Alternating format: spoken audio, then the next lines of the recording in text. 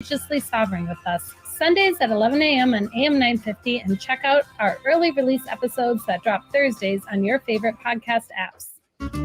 No matter if you're eating out or cooking something at home, eatlocalminnesota.com has you covered with a list of locally owned restaurants and food purveyors. Locally owned Vinaigrette has been offering the finest olive oil and vinegar since 2009. Reintroduce yourself to all the many flavors by tasting before you buy. From darker white balsamic to cold-pressed extra virgin olive oil from all over the world, there is something for everyone. Vinaigrette, located at 50th and Xerxes in Minneapolis, or at vinaigrettemn.com. The Park Tavern is your go-to destination for fun. Enjoy the fantastic food like their pizzas, burgers, and sandwiches, the best bowling in Minnesota, their wildly popular outdoor patio, great drink specials, all the big games on their numerous screens, and it's the perfect place for your next private event, even large gatherings for over 200. The Park Tavern is your go-to destination for everyone. Have fun at the Park Tavern, Louisiana Avenue, north of Highway 7 in St. Louis Park. With a look at your AM 950 weather, I'm Patrick Lilia. Patchy fog overnight with a low of 30, then Wednesday cloudy with a high of 36. Vinaigrette can add the perfect complement to your next home-cooked meal. Taste test their wide selection of oils and vinegars, and they'll bottle it for you right on the spot. Vinaigrette is located at 50th and Xerxes in South Minneapolis. Check them out at vinaigrettemn.com. Portions of the following program may be pre-recorded. The views expressed and the opinions given by the individual host, guest, random reptoid, or chupacabra may not necessarily reflect those of AM 950 Radio, its affiliates, or its sponsors. Now, it's time to step into the unknown.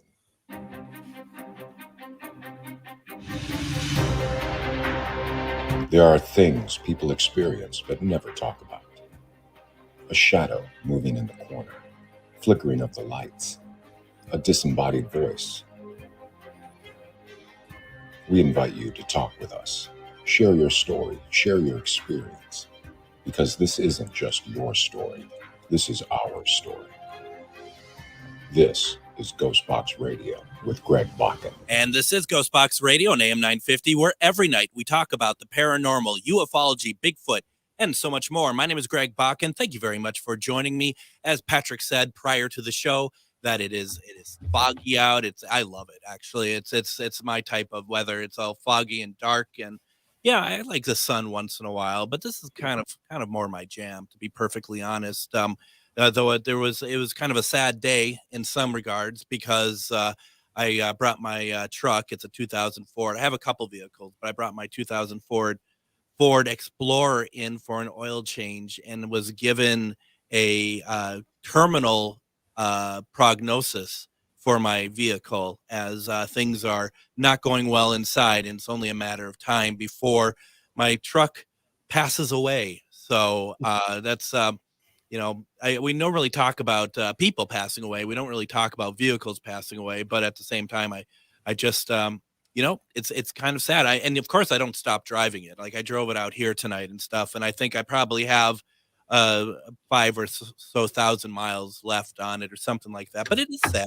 It's sad to see something that it's taken me all over the country. It's sad to see that that's coming to an end, and it's like, it's nice to have a winter vehicle. Maybe this winter for us Minnesotans, not so bad, but it is actually, normally a pretty horrifying time trying to drive in this weather. So that's the next thing I got to try to figure out. So here we are, and one of the things I find very interesting, and I've always found very interesting, is the Amityville case. I found it to be very frightening. I'm confused because so many people have different takes on what happened there. We don't actually get we do, but we don't get a ton of people who are actually there really commenting on it. It takes us back really from November 13th, 1974, as Ronald DeFeo Jr. shot and killed 6 members of his family at the home that we all know as the Amityville home. And so in December of 1975, George and Kathy Lutz and their 3 children moved into that house. After 28 days, the Lutzes fled the house, claiming to have been terrorized by paranormal phenomena while living there. Now, that sparked a movie, a book, a movie franchise. But Ed and Lorraine Warren, who many of you know, very much groundbreakers in any sort of paranormal investigation in techniques and leading the field, especially from the 50s, onwards. They were brought in for the case, and I've always wanted to know what happened. And our guest tonight, Joe Franke, has been on the program before. We talked about the Warren Legacy Foundation. He had been investigating with the Warrens since 1986. That means that he wasn't there, right? But there's a reason why that he is brought in, because he was given the full download of the case by Ed Warren himself.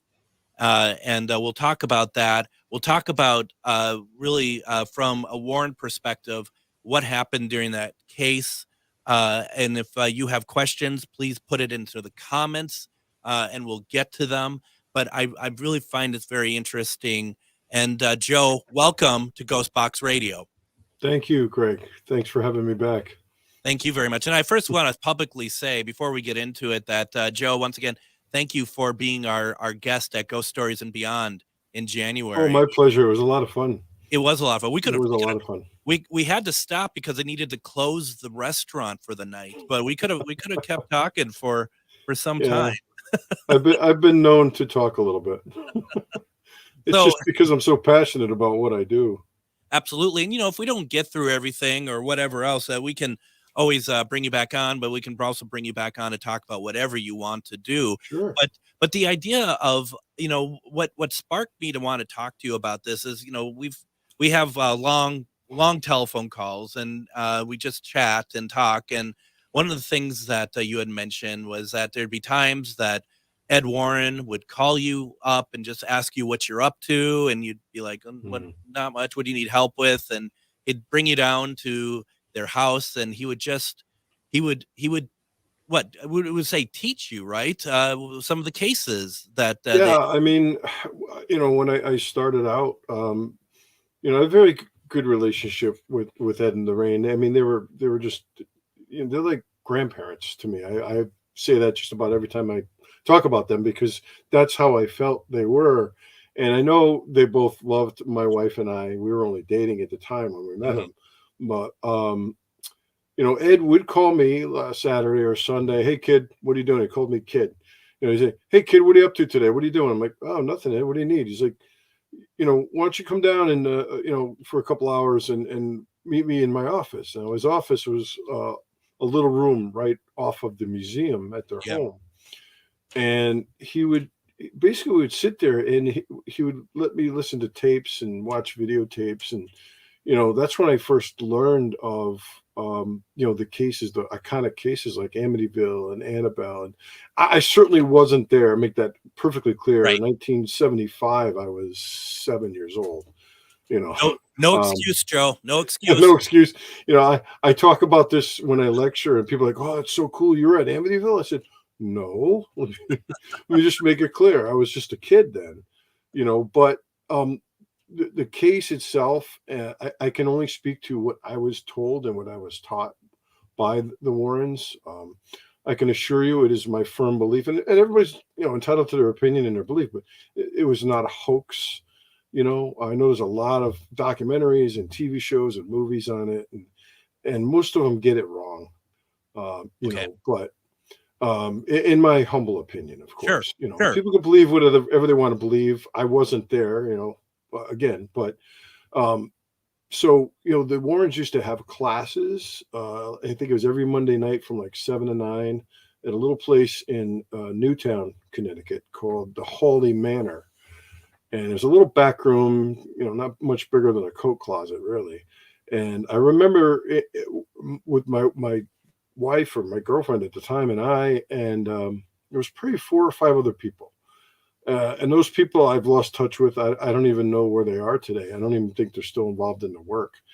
But the Warrens would bring in their files and their tape recorders and videotapes, This is long before internet and stuff like that. We're talking 86, 87, 88, Yeah. and then into the early 90s.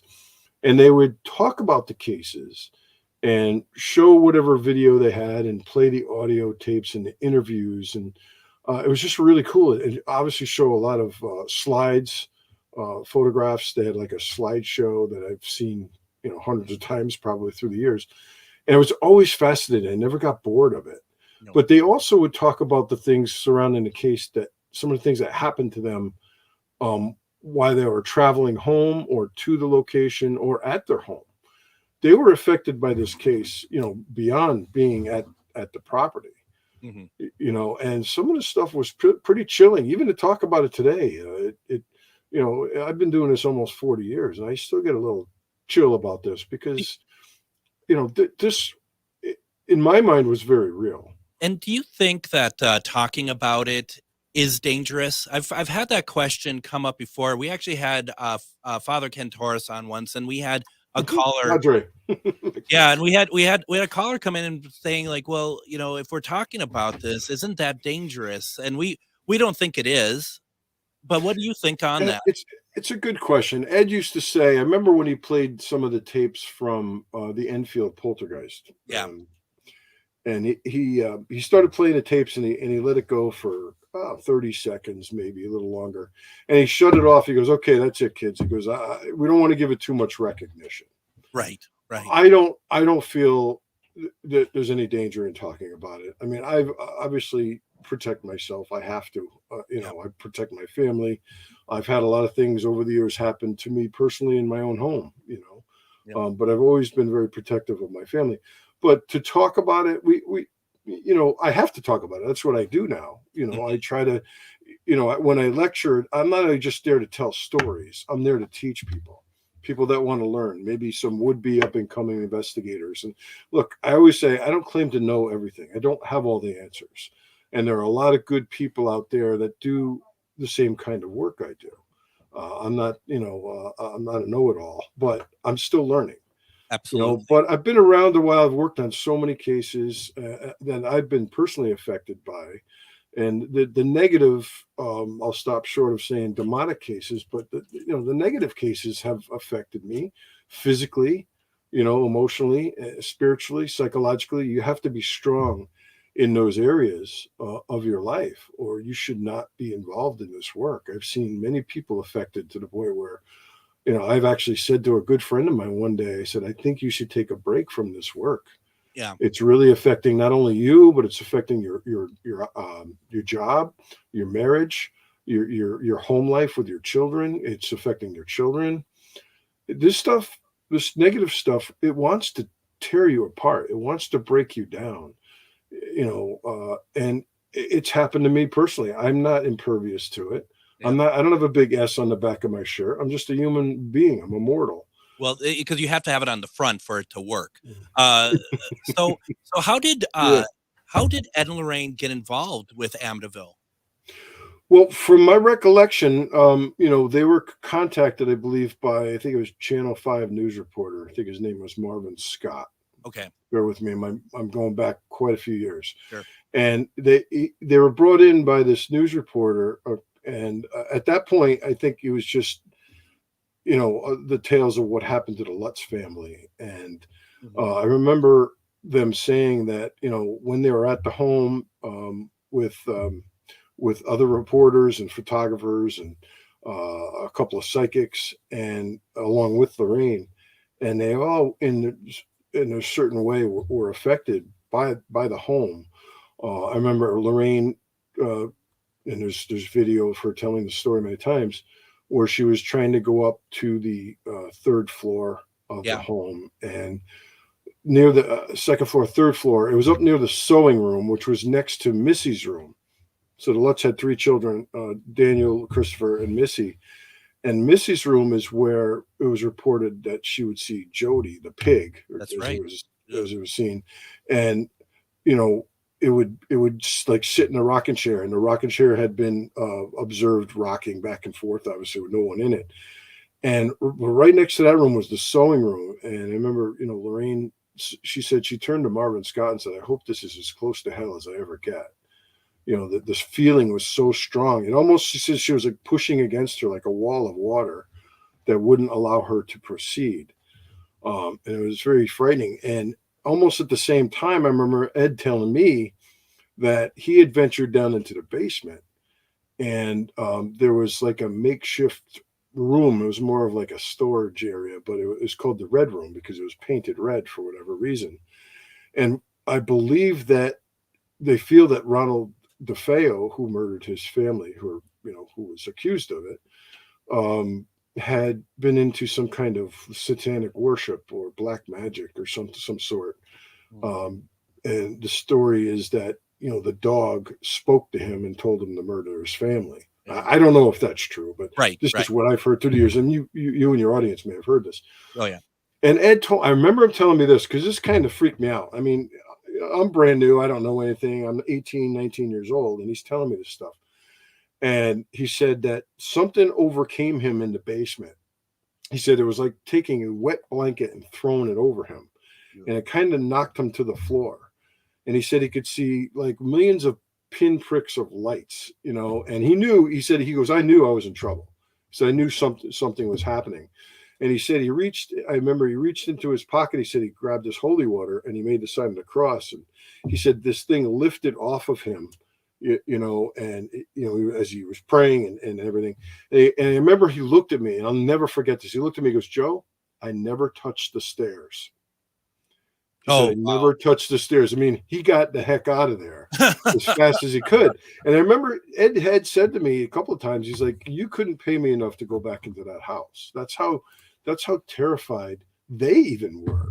Gosh. So when you hear Ed, and there's interviews where he said there's some homes where they tell people, walk out, lock the door. It's not even worth it for an exorcist to go in there. Somewhere he told me that he felt that house was a portal to hell. That's how bad it was. And they were affected on the way home. They would be talking about the case. I remember there was one instance where their car went off the road. They were almost hit by a truck.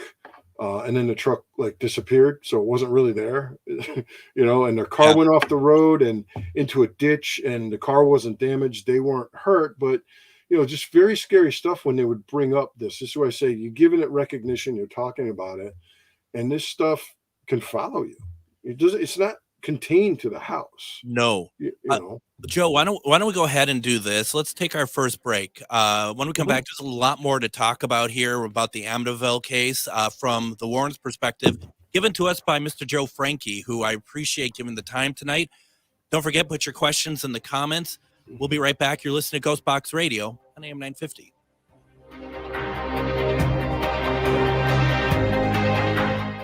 If you own a holistic or metaphysical business and are looking to expand, then you need to be listed on metamorphosisconnections.com. It's a network where you can grow with like-minded practitioners and reach new clients. Metamorphosisconnections.com is an online directory you need to list yourself and your business. Our platform makes it easy for you to create listings of your products and services, and you can also choose to list your classes, events, and so much more. Metamorphosisconnections.com helps you create weekly and monthly promotional ads targeted towards your potential clients and promotes them for you via social media and newsletter. There are clients searching for your specialty right now. Let us help them find you. Start your listing today so you can share your own unique gifts and talents by finding the level of membership that best fits your needs. Let us help you reach your clients that are searching for what you do. Visit metamorphosisconnections.com and sign up today. In the heart of the Northeast, there lies a hidden beast, a dragon's lair at the crossroad, guarded by the maiden Mother Crone. A treasure trove of spells galore, discover incense, books, jewelry, and more. Just as the oracles foretold, this is where your mystery unfolds. As the shadows creep and the veil gets thin, do not fear what lies within. Magus Books is where your journey begins. Visit us at 1848 Central Avenue Northeast in Minneapolis or online at magusbooks.com. Hello, I'm Jody, also known as Witch Jody on social media. I opened Midwest Witchery and Healing in historic Stillwater because as a nurse, I love to help others. When you come and visit Midwest Witchery and Healing, you will find everything from divination and magical services, classes to ritual tools, jewelries, handcrafted candles, witchy gear, and much more. My store is a safe environment for all on their own unique path. Look for the purple door. Find out more at MidwestWitcheryHealing.com. The AM 950 2024 calendar is still available, and it's not too late to get yours, featuring photos I took around Minnesota and important progressive dates. Members that sign up for a one-time $25 membership will receive a 2024 AM 950 calendar as a thank you gift. Make a one-time $50 or $100 donation. You'll get the AM 950 calendar and a brand new AM 950 tote bag as a thank you. Go to am950radio.com for the details on the membership. That's am950radio.com. Thanks to everyone who's already received their calendar, and thank you so much for supporting AM 950, the progressive voice of Minnesota. And I don't normally do this, but I saw that John was on here. John, I don't know if you're still listening or not, but I do want to wish you a very happy birthday today. John Marston's a very dear friend of mine. And happy birthday, John. I just hope that you had a great day. That's all I want to say on that. We are talking today on GhostBox Radio with Joe Franke.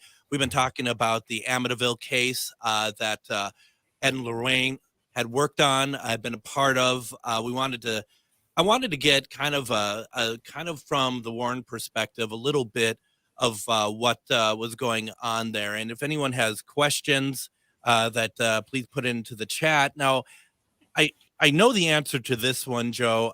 Lynette asked, does anyone live in the Amityville house now? And the answer is yes, to the point that they don't want to acknowledge that there's ever been anything wrong there. They changed to the distinctive windows on the side of the house for the attic.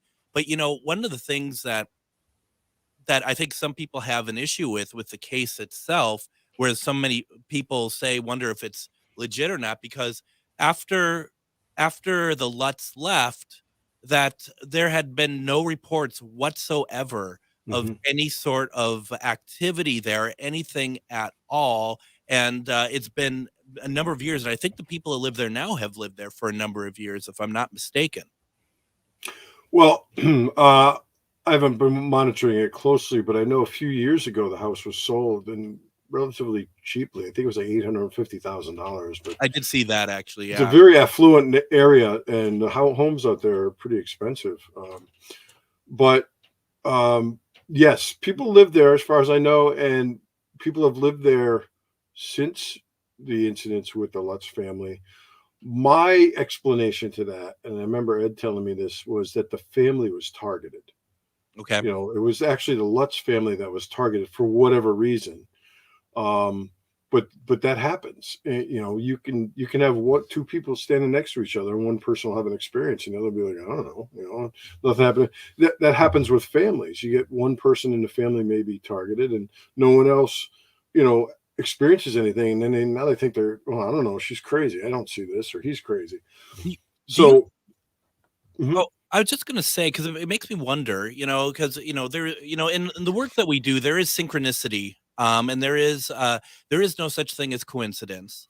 And the thing, is like, if we go off of the idea that let's see his name, Ronald DeFeo, if he had the dog talk to him to kill everybody, was that all part of a master plan to target the Lutz? I don't think so. I don't even know if that's true.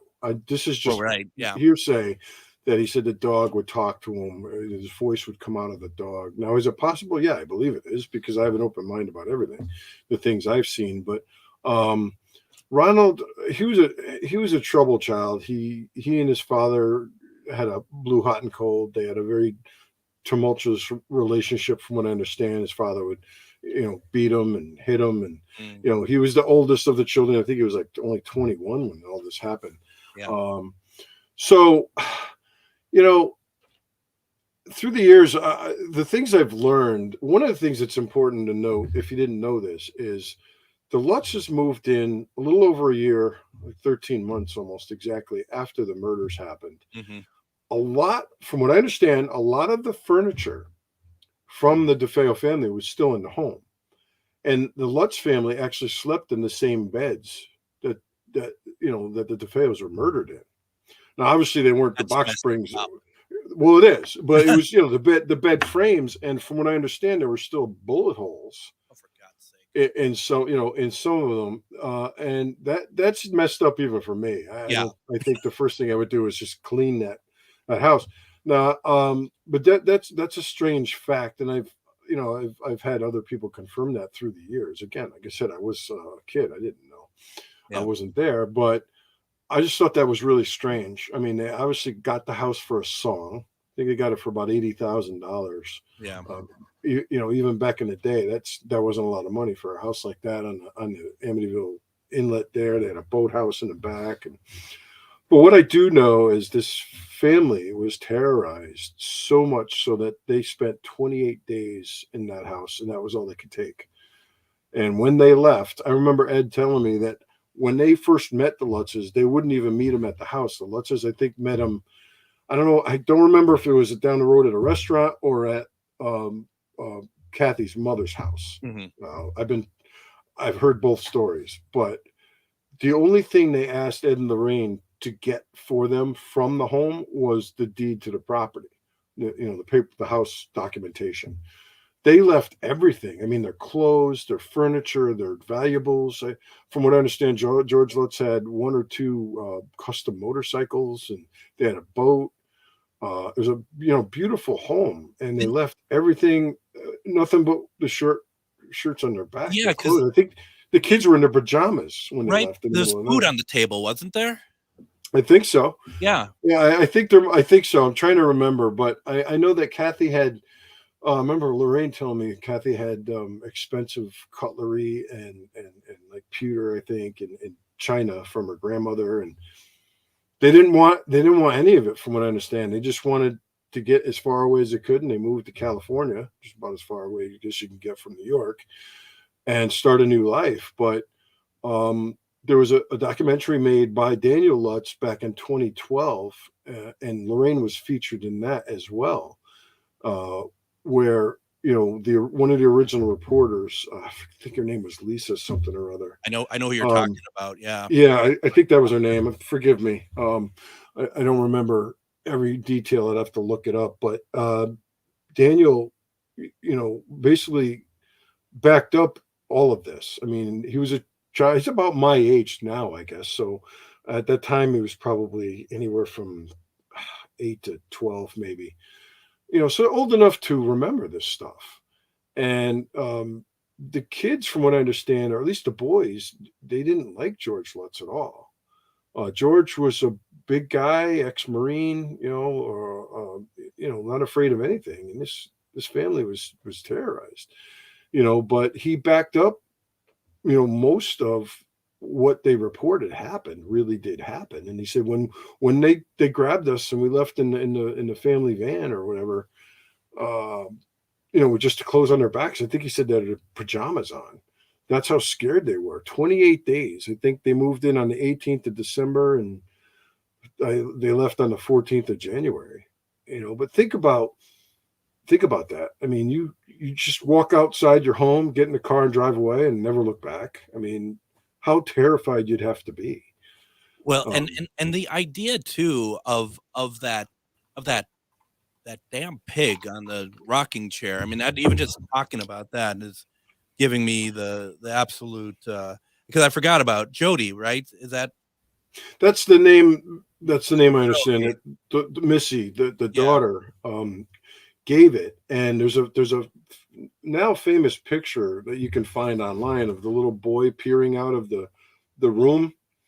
Dude, I'm just looking at it right now, and you're bringing it up. Yeah. Well, seemingly they seem like glowing eyes, and people are like, oh, that was one of the investigators, or that was one of the cameramen, or look, to me that looks like a little boy. I don't know if it's John DeFeo. You could speculate all day long on that, but the glowing eyes thing, I look closely at it, and it almost looks like they're not glowing eyes. It almost looks like they're glasses. Well, if you look closely at it, it's not a very good image. It's a very poor image, but it was taken with obviously back in the 70s. I'm sorry. That's a boy in that picture. There is no way there's anything else. Yeah. I mean, this is where I say this all the time. This is where your faith comes in. And faith, to coin a phrase from the movie Miracle on 34th Street, faith is believing in something that common sense tells you not to. Faith is believing in something that's intangible, something you can't, feel or touch. I mean, does air exist? Well, yeah, we breathe it, keeps us alive, but you can't see it. You can't really touch it. But, that's what I say when I lecture. I'm like, you have to have faith, and your faith is what's going to protect you. People that have, Bibles, holy water, crucifixes, that's nothing just but inanimate objects that have no power. Yep, there's the video. Unless you believe in what those things stand for, and the power that they can possess, but it's the faith behind it. That's the power. And that's the way I learned. And I've found that to be very true in my own personal life. But yeah, that's definitely a little boy. People are like, oh, that was one of the reporters, or that was one of the Warren's investigators that went with them. And yeah, I don't agree. I don't agree. It looks like there's glowing eyes. Like I said, I look at it very closely, and it almost looks like, because I wear glasses, and it looks like their reflection. Yeah, but it's hard to tell. But I'm pretty sure the photographer said that there was nobody there when he took the picture. Right. From what I understand, Ed told me that the camera was set up to take a photo every so many seconds or whatever. It was like, again, back in 1975, the technology was there for something like that, but it was, old film cameras, didn't take very, very grainy pictures. It was dark. But I don't believe in my heart that was a staged photograph, or if that was somebody there, because there obviously weren't any children there. No, it's not like somebody said, I couldn't find a babysitter, so I brought my kids, with me, and that definitely looks like a child. It's been discussed that may be the spirit of John, the youngest, I believe, the youngest DeFeo boy. And they do look similar, I will say. Yeah, there's the picture. Yeah, I have them on screen. Yeah. It looks similar. So, but here's one thing I did hear in an interview, a George Lutz interview many, many years ago, because Kathy and George passed away back in the early 2000s. God bless them. But I heard George Lutz in an interview, and if anybody has heard this, let me know, or if I'm wrong, but he said when he showed that picture to his daughter, Missy, she said, that's the little boy I play with in my room. Nope. Now, nope. No, thank you. the room he's peeking out of was Missy's room. Oh, for God's sake. And next to it, to the right, I believe, was the bathroom, but to the left, out of picture, you can't see it, was the sewing room. And that's the room where Father Pecoraro was told to get out and was slapped across the face. Come on. And they remember Daniel in his documentary, and if people haven't seen it, it's really pretty good. It's called My Amityville Horror. He said that when the day they were moving in, there was tons and tons of flies. Yeah. And I'm like, flies, it's December, but, and so his mother said, get a newspaper and kill as many flies as you can. So he said he was up there killing flies, and he killed like 100 of them. He said he put the rolled up piece of paper down, went downstairs to get his mother. They came upstairs, and there's millions more flies, and all the dead ones are gone. It's like they came back to life.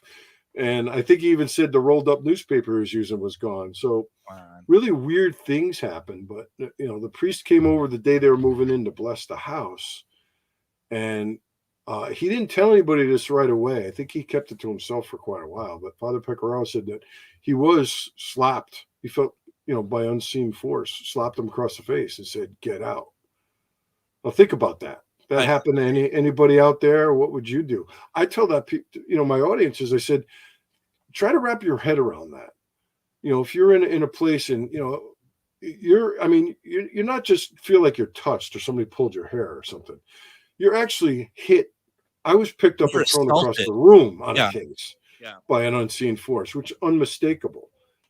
People are like, well, weren't you scared? Of course I'm scared. You're going to be terrified because you're like, you can't fight something you can't see or touch.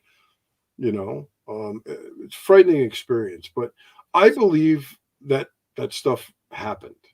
Well, Yeah. They wouldn't lie to me. No, well, of course not. No, and no reason to lie to me. And Chuck asked the question, as far as documentation, and you may not know this. I mean, this is maybe one for, I don't know, but as far as documentation, is every occupant accounted for as far as interviews, or have some never spoken about it? I'm sure that, some people get so scared they never speak of it. Yeah. I wish I had access to the Warrens' notes and records to look back. I'm going strictly from memory, folks. Yep. Of the stories as they were passed down to me, and I do remember quite a bit. My long-term memory is pretty good. My short-term memory, not so much. Where are my car keys? I just had them, but I can remember what happened. I was taught 38 years ago. But this story I believe to be true, and what was conveyed to me by Ed and Lorraine was fact. What they experienced and what the family experienced. Now, if there was any hoaxing going on, I don't know. I'm not going to say there was. I'm not going to say there wasn't. But again, what was there a ploy to monetize this story? I don't. I think George and Kathy lost their shirts on this. I don't know if they ever really made any money. Yeah. Hollywood gets a hold of these stories, like the Conjuring movies. I mean, and they get their talents and they take so many liberties with these stories, and they make to make it more interesting. And Chris McKinnell, the Warrens' grandson, my good friend, he lives in Brazil, actually. But Chris and I talk about this all the time. Like, if they would just tell the story the way it really happened, it's far more interesting and probably far more terrifying than what Hollywood does to it. It's interesting you say that, because I say this every time, and I do like the Conjuring films quite a bit, but normally at the end of a Conjuring film, they will play some recordings of the real recordings and during the end credits. And that's frightening. That is very frightening. And I do want to quickly say, Joe, that I think the reporter that you were thinking of is Laura DiDio. Laura, thank you. Yeah. Laura DiDio. I'm sorry, I said Lisa, but I was close. Yeah, no, I mean, I couldn't think of Laura. Yeah. I couldn't think of her name either. Joe, while we're at a stopping point here, why don't we go ahead and take our next break? When we come back, we're going to continue this very fascinating conversation about the Amityville case from the perspective of the Warrens, told to us by Joe Franke. If you have any questions, put them in the comments, and we'll be right back. You're listening to GhostBox Radio on AM 950.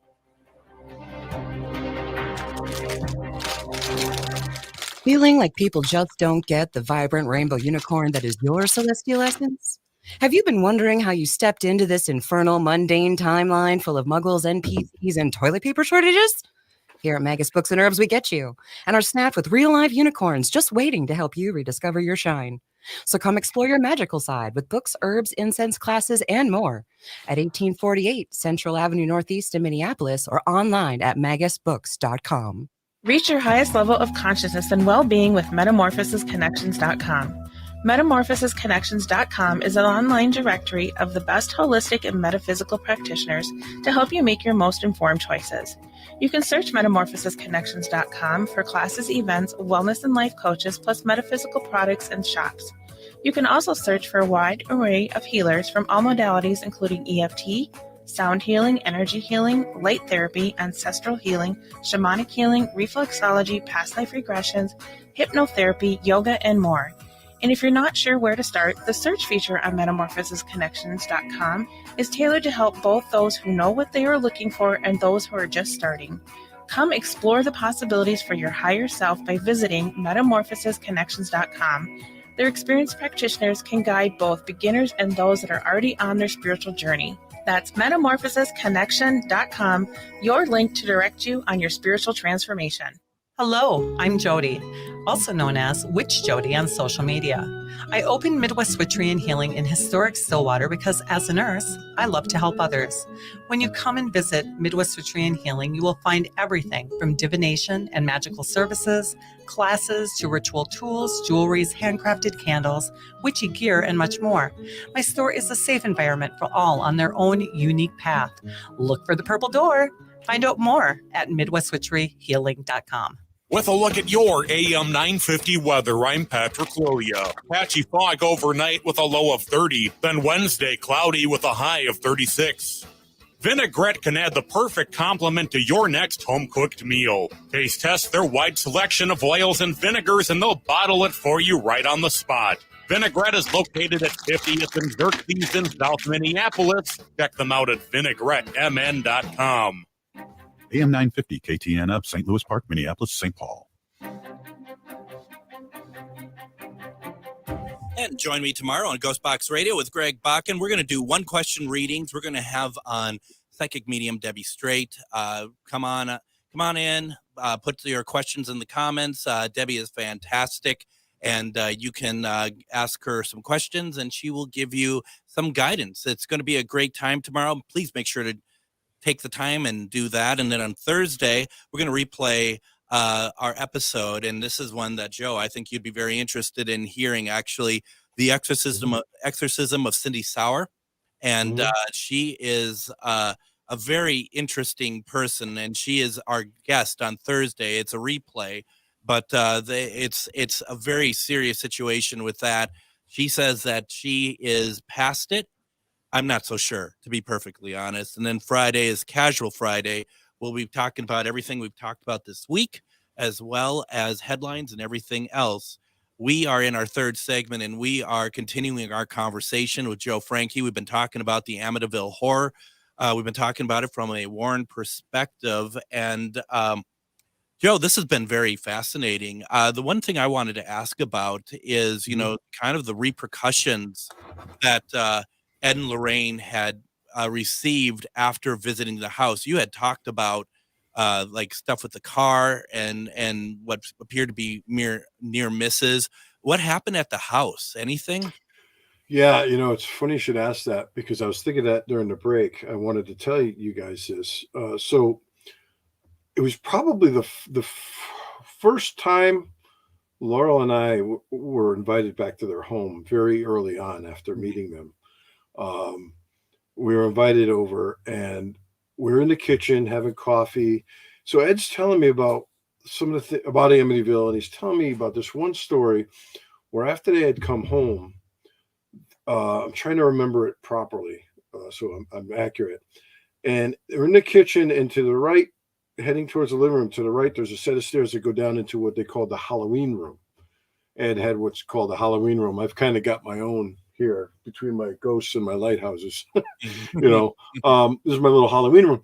And he said that he heard this sound of like sheet metal rattling, like thunderous sound.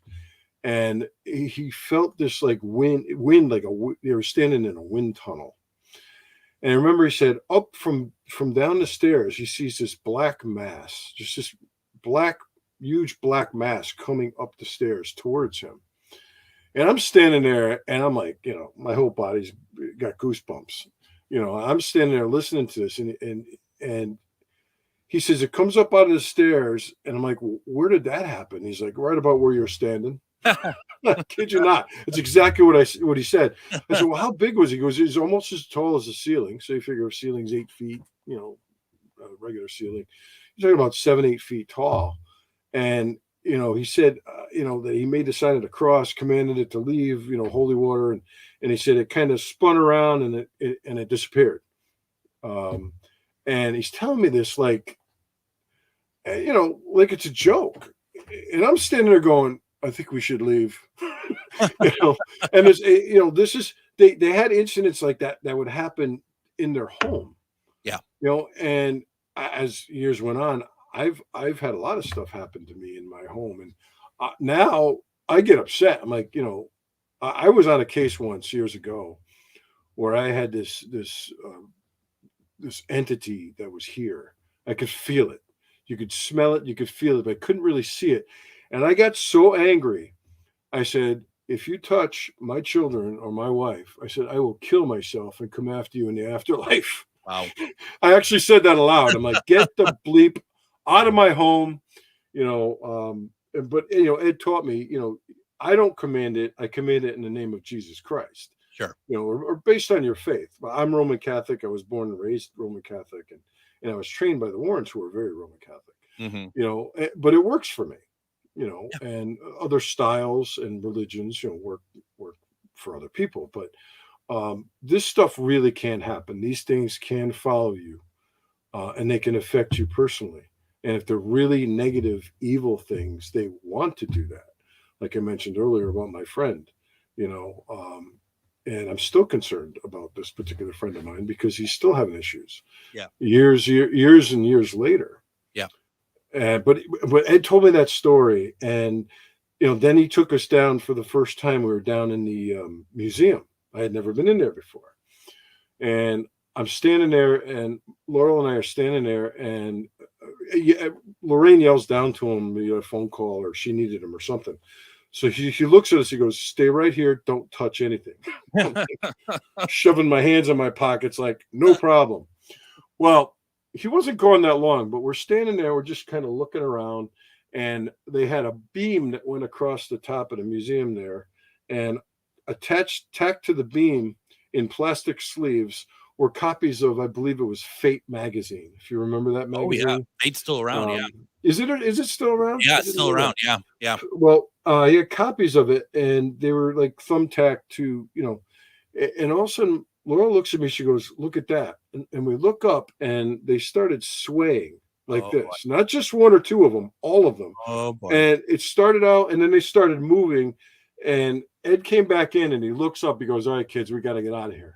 It's not safe." No, he would say that. He's like, he was getting around 9 o'clock at night, and he goes, "If I don't feel it's safe," he goes, "I don't even come in here after 9 o'clock at night." He used to say that, between 9 o'clock at night and like 6 in the morning are like the psychic hours. And that's when things would happen. And 3 o'clock in the morning being like the worst. And if you remember from, the murders happened about that time in the morning. That's why I said I'd like to see the facts, because, a lot of this stuff I'm hearing from the Warrens, but I'm also getting from the many documentaries I've watched and things like that. But 3 o'clock in the morning, as Ed used to teach me, is like the devil's hour. It's like the number 3 is an insult to the Trinity and things like that. Yeah. And, I mean, I believe that because I've seen so much stuff that support that theory. But he would tell us these things and about the car and, what happened to Father Pecoraro. And of course, the Lutzes, in case no one knew this, the Lutzes were put through a pretty strict polygraph test. Yeah. By one of the top polygraph people, and they passed with flying colors. According to them, these tests, they were not lying about their story and about what happened to them. And I believe them. I believe. I may not believe everything I'm told, because you ever tell somebody a story, it goes around the room, it goes through 10 people, and it comes back to you. Absolutely. And you're like, well, that's not really how it happened. Everybody puts their little seasoning and flavor on the story, but it's bound to happen if it goes through enough people. I just want to know the facts, and I believe the Warrens were very factual. Now, a couple things here. You're telling me stuff, and I'm in the station by myself. So thanks for that's great. But also the fact of the matter is, we can't. I know we're talking about Amityville here, but I'd like to talk about the museum a little bit more, if you don't mind. We have about 8 minutes left, and it's like of course Joe's been in the museum, which is I think a place a lot of us would love to have been in, or to be able to check out, to experience. But two questions for you. When you've been in there, like especially the first time, how did it actually feel to you? And also, would you be there and like hear stuff move around from out, like not in the museum, but you could hear stuff moving around in there or anything? Well, I've been in that museum many, many times over the years. As a matter of fact, there was one time we were at their home for Ed's birthday. I think it was his 60th or 65th birthday party. And another investigator and I asked Ed, can we stay overnight in the museum? And he looks at me and goes, "Joe, if I didn't love you, I'd let you." He goes, seriously though, he really didn't feel that it would be safe with all the objects in there. I'm trying to answer your question. I did experience some things in there, but I want to be careful not to think that, okay, maybe it was just my mind playing tricks on me, because it's psychosomatic. It's like, all right, here's the dinosaur that was involved in the David Galazzo case. Yeah. This dinosaur was seen walking and, with no batteries in it, and a voice would come out of it, demonic voice, so to speak. And, here's the shadow doll that was, made out of, there's actually human bones and human teeth in this thing. But, to hear all the stories, of course, every little noise you hear, you're going to think it's something, But Annabelle, I've got many pictures of me. You probably have one taken with Annabelle. Yeah. I would never, of course, I would always respect the story and not taunt Annabelle. Mm-hmm. Ed, he wouldn't put up with that anyway. Yeah. But, Annabelle, I know Ed had told me many times, he's like, Joe, these things are going to stay in this museum. They're not to leave this museum. It's not safe. They're protected here. There's prayers said around them to bind whatever energy is in them. Whether or not there's still energy attached to these things, I don't know. I haven't been in the museum since before Lorraine passed away. And it's not open to the public anymore, unfortunately, because I think the town kind of came down on the family for that, because the house is, on a small dead end road, and it just was causing problems with the neighbors. It's unfortunate, but it's an experience that you and many other people tell me all the time, oh, I wish I got to meet them, or I wish I got to see the museum. And I don't know if Tony and Judy allow people private parties to tour the museum. I'm not sure. You have to get a hold of them. It's just, to know some of the artifacts in there and what they've been involved in and where they came from, I wouldn't tempt fate. No.